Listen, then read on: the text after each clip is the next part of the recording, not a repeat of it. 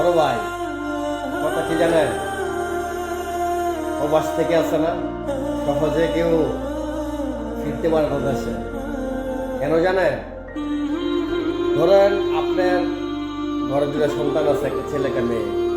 ছেলে বলতেছে নতুন একটা বাইক বেরিয়েছে, আমার কিন্তু এবার কাইয়া বাইক কিনে দিতে হবে।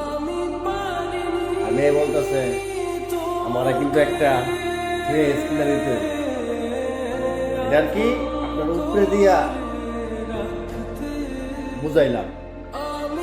আরো যারা বিয়ে শাদী করে নাই, তাদের পরিবার আত্মীয় স্বজন ঘরের মায় কয় আমার উপরের চাল পাল্টাইছি, সেটার বেড়াটা দিয়ে লই, আর কদিন পরা বাবাই কইতাছে তোর মোড় একটা জমি বেচবো, তুমি এত বায়না করছি, তুমি এটা কিনতে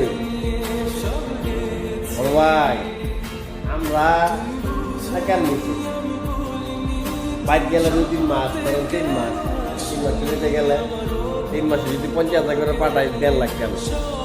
আরো বাইক গামু কত? আরো বাইক গামু 2 লাখ, কত হইল? 3.5 লাখ গেল। বুঝছেন? এটা হেরা বসতেছে, আপনারই বসতেছে।